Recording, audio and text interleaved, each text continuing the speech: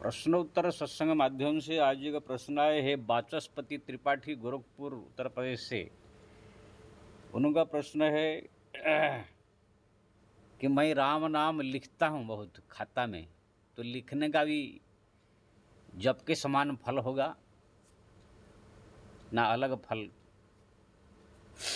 बहुत सुंदर प्रश्न है। देखिए जी, भगवान का नाम, राम का नाम हो, कृष्ण कोई भी नाम हो, अगर चाहे आप नाम का ध्यान कर रहे हैं, चाहे नाम का आप उच्चारण करके जप कर रहे हैं, चाहे आप जिह्वा में जप कर रहे हैं, चाहे मन से भी खाली सोच रहे हैं राम नाम के बारे में, तो भी आपको जो है ये सब जप का फल मिलता है। बल्कि उच्चारण से, बिना उच्चारण का जो जप है, खाली जिह्वा हिलता है, उससे और ज़्यादा महिमा है।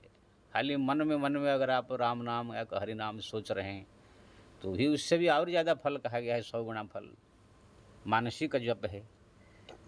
तो इसी प्रकार से जब आप राम नाम लिखते हैं, राम नाम लिखते समय आपका जो है मन उसी अक्षर में जरूर रहेगा,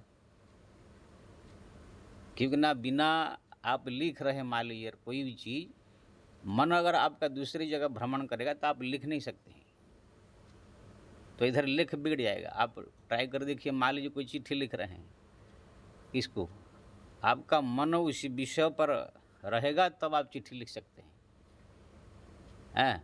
उच्चारण करते समय हो सकता है कि राम राम मन इधर उधर भाग जाए, लेकिन लिखते समय आपका मन उसी कागज के ऊपर रहेगा, तब जा करके आप लिख सकते हैं।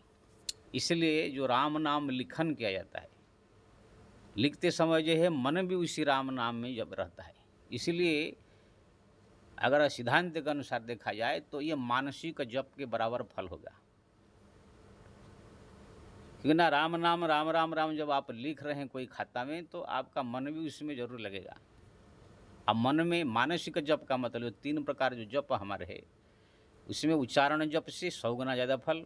उपांश यानी बिना उच्चारण का, खाली मुंह में आवाज़ न आवे, राम राम राम करे, लेकिन वो आवाज़ नहीं, कुछ नहीं, खाली मन में ही भगवान का छवि को याद करके, उनका नाम को जो है 2 अक्षर को याद करते खाली राम राम जपना, ये मानसिक जप जो कहा जाता है।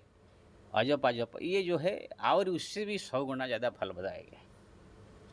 इसीलिए जो राम नाम लिखते हैं खाता पे, वो वही मानसिक जप के बराबर फल उसको प्राप्त होगा। क्योंकि ना आपका मन अगर कहीं दूसरी जगह चला गया तो आप जो लिख नहीं सकते हैं, लिखेंगे तो मन उसमें आपका जरूर लगेगा राम नाम, नहीं तो इधर टेढ़ा बड़ा हो जाएगा, इधर उधर भाग जाएगा, हाथ या तो राम की जगह पर और कुछ लिख जाएगा। इसलिए आप जो राम नाम लिख रहे हैं वो बहुत बढ़िया है। मुँह से जप भी कीजिए, हाथ में जो है राम नाम लिख भी रहिए। लिखते लिखते जब थक जाएंगे तो भगवान का मन से भी जप कीजिए, जिह्वा से भी जप कीजिए। भगवान का नाम को भाई कई से भी जप करो, कई से भी उसको अपनाओ, वो कल्याणकारी है। कान से सुनो तो भी कल्याणकारी, आँखों से अगर कहाँ लिखा हुआ है राम नाम देखो तो भी आप कल्याणकारी, जिह्वा में उच्चारण करो तो भी कल्याणकारी, हाथ से लिखो तो भी कल्याणकारी। जो हमारा इंद्रियां जो है, जितने भी हमारे इंद्रियां, उन इंद्रियों में हरि का नाम किसी प्रकार से आप इंद्रियों में लीजिए, वो कल्याणकारी है। जैसे शक्कर है, चाहे शरबत बना के पियो, चाहे उसको जो है कोई मिठाई में डाल के खाओ, शक्कर को जो है चाहे डायरेक्ट खा लो, चाहे उसको जो है आप कोई खीर में डाल के खाओ, किसी भी प्रकार से आप शक्कर को खाइए, वो अपना काम करेगा, कल्याण करेगा। तो शक्कर उनका पेट में जाएगा, अपना जो करने चाहिए काम करेगा। ऐसे ही दूध भी आप किसी प्रकार से पी रहे हो तो भी काम करेगा, जहर को भी आप किसी भी प्रकार से आप खा रहे हैं तो भी वो काम करेगा। ऐसे हरि का नाम चाहे मुख से उच्चारण कर रहे हो, चाहे मन से जप रहे हो, चाहे कान से सुन रहे हो, चाहे आप हाथ से लिख रहे हो, किसी भी प्रकार से अगर आप जप कर रहे हो तो उसका फल मिलेगा।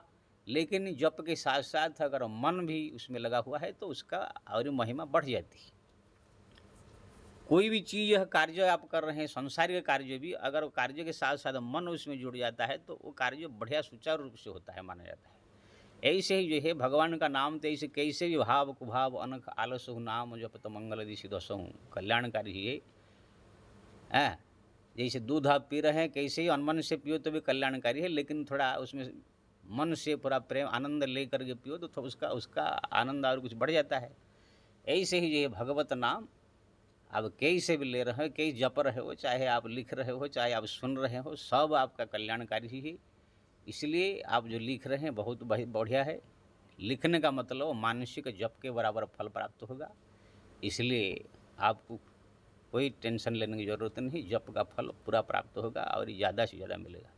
इसलिए आप जितना हो सके लिखिए और जपिए भी, सुनिए भी, सब किसी भी प्रकार से भगवत नाम लीजिए, कल्याणकारी है। जय श्री राम।